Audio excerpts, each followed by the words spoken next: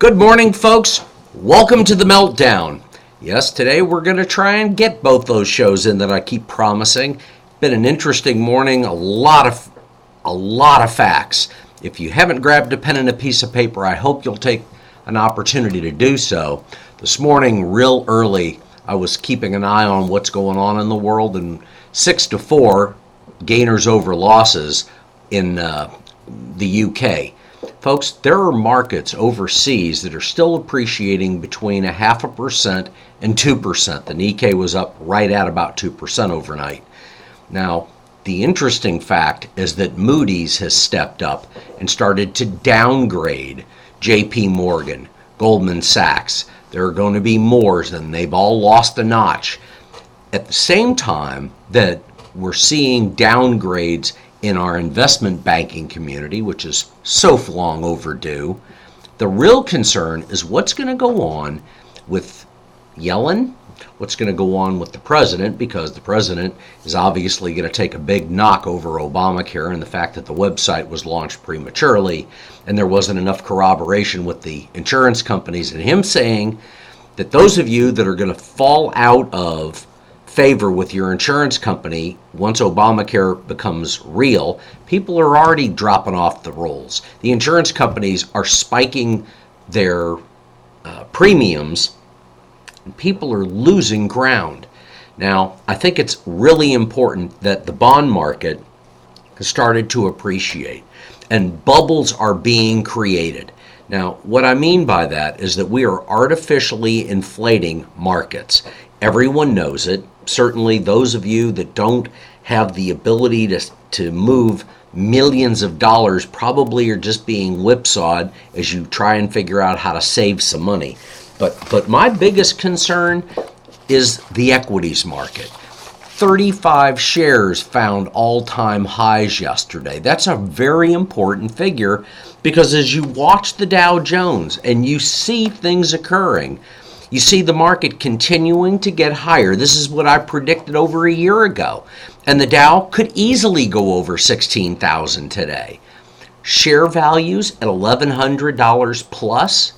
Stocks that appreciate 20, 30, 40% in a calendar year, there are just as many that lose that percentage if they're not ones that go into Chapter 13 and try to reorganize and come back out.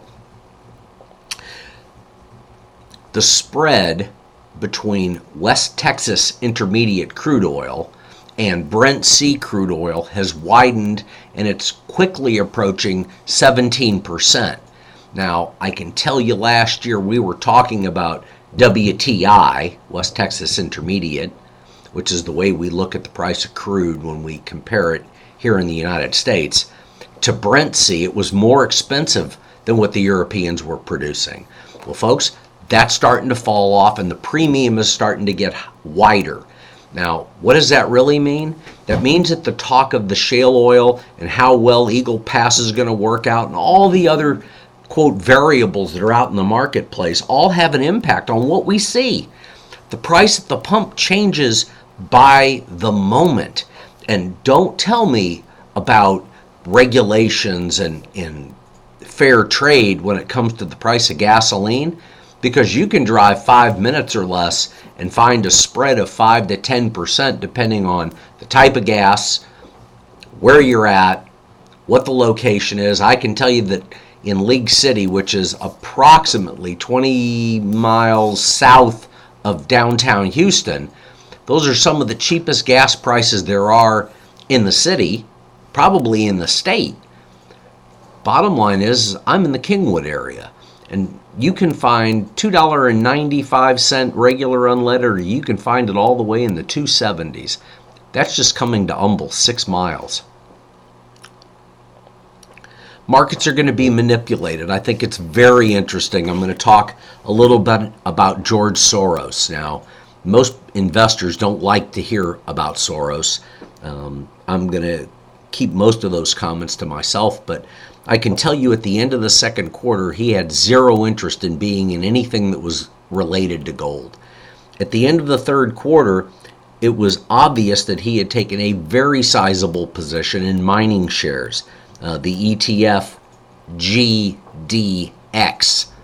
John Paulson at the end of the first quarter of 2013 had a little over 21.8 million ounces, quote, backed into GLD, which, folks, when you buy GLD, when you buy any ETF, you are not buying the physical commodity. You are trading in dollars, pure and simple. Now, at the end of the third quarter, Paulson has moved his position back up to about half of what it was at the first quarter, still representing about 10.23 million ounces based on his GLD holdings. Bubble markets. Bubble markets are what caused the, quote, recession acknowledgement in 2007. The government says it began in December. Personally, I think it was already a year into the process, but if we go just based off of what the government is talking about, we're talking about a bubble in the real estate market, one that you'll find Bank of America paying heavy fines for, JP Morgan. The biggest banks were all involved in the manipulation period of mortgage-backed securities, quote, the real estate bubble. But there's more bubbles out there. And when you listen to what traders have to say about the different bubbles, we're talking about real estate, we're talking about the equities market, we're talking about the bond market. Both the 10 and the 30-year Treasury have been moving up. Now, they're not as high as they were a couple of months ago, but that's okay. It's the trend of guys that trade in millions and billions of dollars. They can move the market. Now, I've talked a bit about the art market and what happened with the Lucian Freuds. They brought over 140 million. I can tell you that an Andy Warhol brought over 105 million at Sotheby's. Probably one of the most astonishing auctions occurred through Christie's, and 50 Rolexes commanded over $13 million. Those are all the Daytona brand, which started in 1963 as a chronograph. And the auction was 50 world records. The question that analysts are looking at is how much higher can the bubble go? Because eventually when you put enough air and enough activity into a bubble, it collapses. Now, the point that I want to bring so that you understand why would a coin and precious metals dealer get so emphatic about so many different areas of the market is that this area is one that is exciting. The bubble has not grown anywhere near in relation to what it can do versus what the other markets have done. So if you're looking for something that's undervalued, that hasn't really moved, probably the coin market is where you go. Now, I like looking at coins that other people want. That's a pretty much set cliche with me. And I said I would talk about commemorative coins today. First thing in this show that I want to talk about is I want to talk about older commemoratives. There are 50 different types if you wanted to build a type collection. Now, that's going to cover the Isabella quarter. It's going to cover the Lafayette dollar. The other 48 pieces are all different half dollars, and they commemorate everything from an event to a state to a president. Lots of different ways to do this. I love Texas. I think everybody knows that. And if you visit themeltdown.com, there's a banner ad that will lead you in to texascommemorative.com or texascommem.com. Just click on the banner. But folks, if you've got questions about some of what I talk about, I would encourage you to please call me at 281-548-2646. That's 281-548-2646. Hit option 0, and that way you don't get trapped in the phone system. Now, this is a live broadcast. Michael takes the recording, he uploads it, but if you're listening live, and as I change things around, trying to get more market share and provide you more and better information, you can find me in the morning, you can see me again in the afternoon, you can sit leisurely at home and jot down questions. That's part of the reason I ask you to grab a pen and a piece of paper. But I'm looking for the areas of the market that are still suppressed. Now, You can go after the monster coins, the ones that are the finest knowns. They've got the right toning, the right color. Yes, you're going to pay a premium over the common coins. And that is the hardest thing for me to educate people in, and why you do it. Now, 50 pieces is the type collection. 144 pieces is the complete collection. Now that contains all of the Philadelphia, all of the Denver, and all of the San Francisco coins struck from 1892 to 1954. You can buy the coins blast white, which means they look like they were just struck, or you can acquire coins that have been oxidized and they've toned. And toned coins command premiums of anywhere from 3 times to as much as 10 and 20 times. Dealers, collectors, investors all look at the coin market as they look at other markets.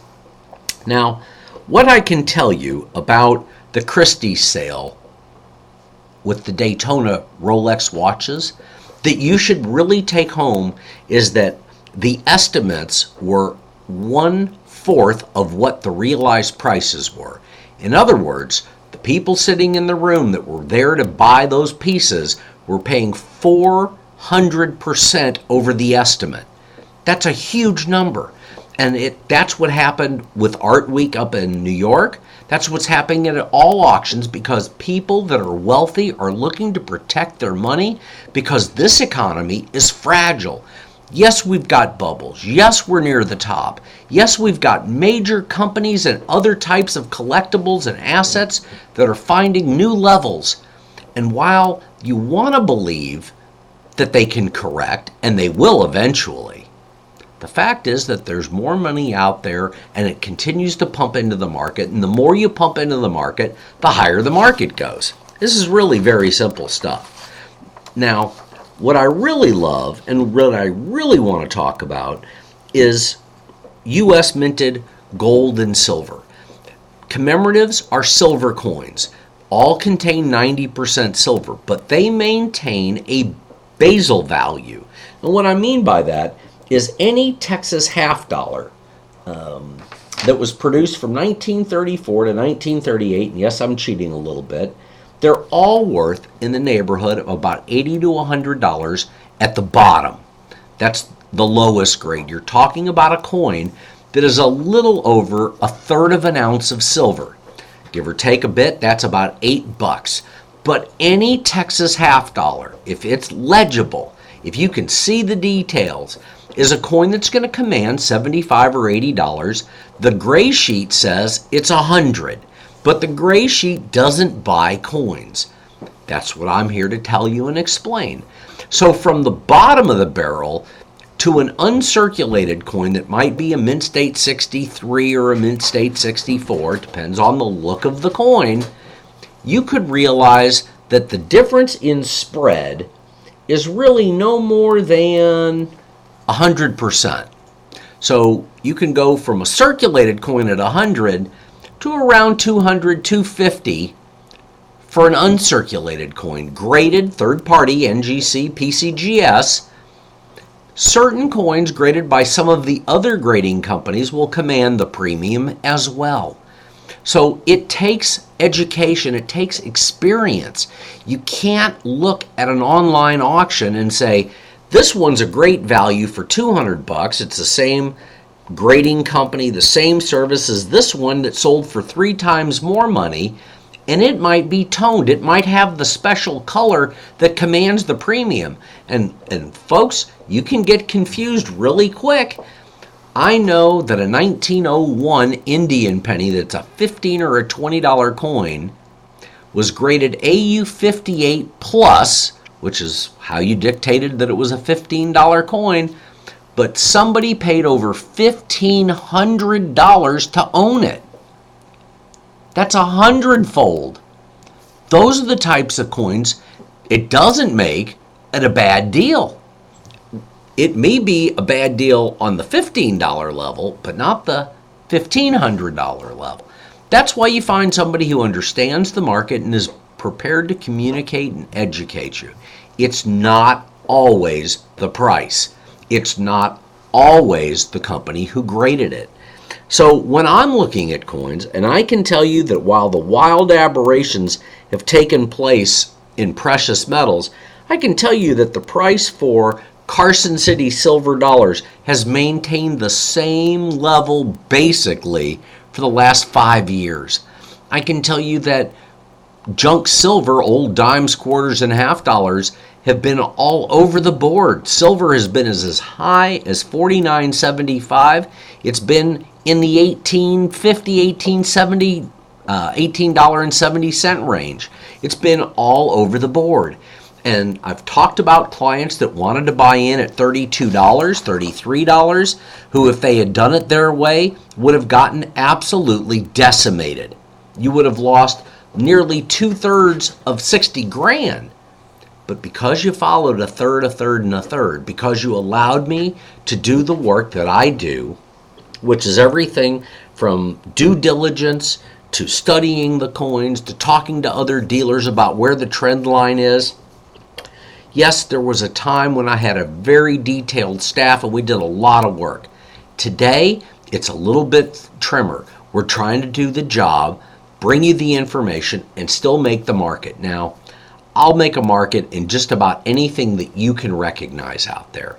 And I'll be straight with you and I'll tell you whether or not I can do the transaction or the people you're talking to are credible and you should do the business with them. It's not always the price and the product. That's what I really want to convey. Just like talking about a Daytona Rolex, the chronograph. They started making them in 1963. So here we are at 50 years. There's an auction with 50 pieces. Each one sets a new record.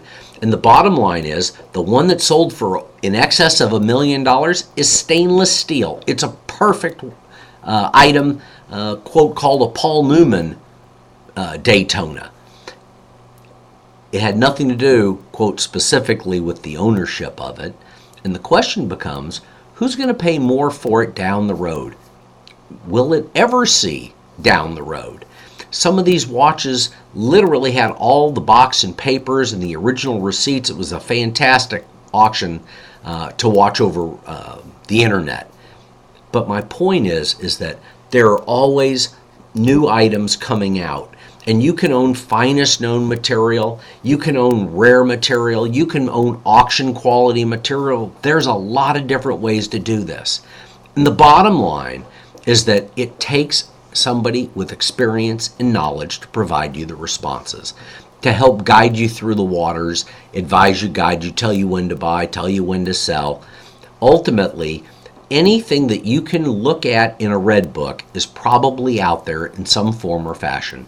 The only question is, are you prepared to pay the price to get it? Now, this is a big market, and it goes back to the bubbles. The bubbles literally float up until they pop.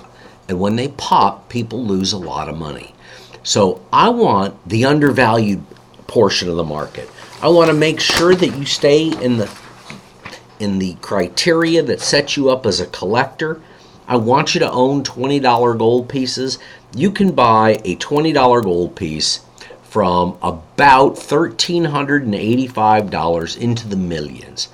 But my point is that if you're somebody who's trying to get gold, instead of just buying 1 ounce Krugerrands, Maple Leafs, Gold American Eagles, Buffaloes, Austrian Philharmonics, Chinese pandas, the market goes on and on and on. It's important to own multiple sizes and multiple shapes, multiple quantities. And folks, one of the biggest offers that we're going to probably make, we're about to email blast about, 10,000 people, are on Morgan and Peace silver dollars. And we're going to talk about $5 Indians because you don't have to pay a huge premium to own them. Now, this is a coin of the realm, legal tender. That's what we're talking about. Coins that other people used to carry in their pockets. They used to tender real money, real silver, real gold. Now, when you talk about Indian gold, $2.50 and $5 Indians were struck in Cuse. That means they went below the surface of the metal. and the coins ceased being produced by the U.S. Mint when the Surgeon General decided the amount of malaria that was coming out of Panama as they were building the Panama Canal required that they shut down because the germ could get under the surface of the gold. These were coins of commerce. They bartered with them. They used them as legal tender. Yes, there was currency, but gold was gold. And ultimately, you can buy $5 Indians in heavily circulated condition. You can buy $10 Indians in heavy circulated condition, and you're going to spend in the neighborhood of under $2,000 per ounce. Now, some you can get closer to $16.50 an ounce. And I like that type of material. You can own multiple dates and multiple qualities. You are truly a collector at that stage. Put them in a book, put them in order, make sure that you substantiate what you're doing, and you're sitting there saying, Brett, I want the cheapest gold I can get. I want to be careful. I want to be methodical. You're the one that needs to call. Now, toll free if you're outside of the Houston market. That's 877-705-2646. Hit option 0. Same thing with our local line, 281-548-2646. Folks, you can email me anytime. That's Brett, B-R-E-T-T, at thegoldexchange.net. Some people say thegoldexchange.net. But ultimately, you ask questions, you get education. I realize that you don't want to spend your life trying to figure this stuff out. After 30 years, I'll give you the information. We'll get you the material. It's important to understand that gold U.S. minted coins are important to the coin community and to your portfolio. Now, I also mentioned silver dollars. The most commonly traded coin in the world is the Morgan silver dollar. You can acquire them in heavy circulated condition. We call those culls. And you can buy culls down around $30 a piece, maybe a little bit less. If you're in piece dollars, you're probably at $27.50, $28, depending on the quantity. There's 0.77 ounces of silver in them. And I love them for that reason. But there are also going to be coins that you get in the uncirculated condition. Now, I had a client who had a fabulous set of 1836 produced gold proof coins. Those coins ended up getting acquired because a man used his piece dollar collection to acquire them. And at the time, Mr. Price was buying finest knowns and ultimately leveraged his purchase using those coins. It was a fantastic trade when he did it. Owning the right coins isn't just about the look and the appearance. It's making sure that there's a market for it. Now, I got to tell you, folks that spent $50 million at Christie's buying Rolex Daytonas, they're not worried about the flip. They're not trying to figure out how to make money tomorrow. These are positions that will be held for a generation, maybe less, depending on when the rebound comes in the price of gold. I suspect it could be 2 or 3 years, but by the same token, John Paulson and George Soros do not move money back into markets expecting to try to lose it. I talked about Paulson last year as we got to the end of the year, and he talked about having, oh my gosh, I think it was 44% of the fund that he was managing involved in gold-backed equities. Well, needless to say, he lost almost 30% on the investment. Had he gone into physical metal, he would have come out of it like he was singing. It would have been fantastic. He'd have made a lot of money. So from my perspective, I want you folks to understand this is the point in time where you draw a line in the sand and you start asking questions. You look at your overall portfolio and you say, Brett, you know what? I'd like some Texas commemoratives. I'd like to understand more about what you do, and I'm going to encourage you to come in and sit and talk to me. Let's lay out a game plan. Let's talk about the dollars and cents. Let me get the product back in your hand. If you do business on a wire transfer, the transactions take place normally in 48 to 72 hours, depending on the time of day and the day you do it. Now, if you come in and your personal check is more than acceptable, if it's a brand new check or it's the first check, you're going to find that you're held up for 5 to 7 business days by my bank. You call my banker and tell them you can see that the check paid and it's cleared. I'll be more than happy to wire the funds, get your material to you, because frankly, a nice clean transaction typically leads to more transactions. It's not rocket science, it's pretty simple stuff. So it's from that standpoint that I want to explain the 8-piece or the 12-piece gold set. You can go as deep as 34 pieces, and you can acquire bust gold. Those are some of the first gold coins that were struck in the late early 1800s. There's all kinds of material out there. And so this is the time where you jot a note and you say, Brett, this is the amount of my portfolio. This is my net worth. And I want to move, conservatively, folks, when I got out of college, it was 5%. Today, I hear financial analysts all the time, financial planners, analysts, stock guys, telling their clients, put 15 to 20% of your net worth into gold. I particularly do not like GLD. Mining shares can correct for 25% in a matter of moments if anything bad about the company were to be released.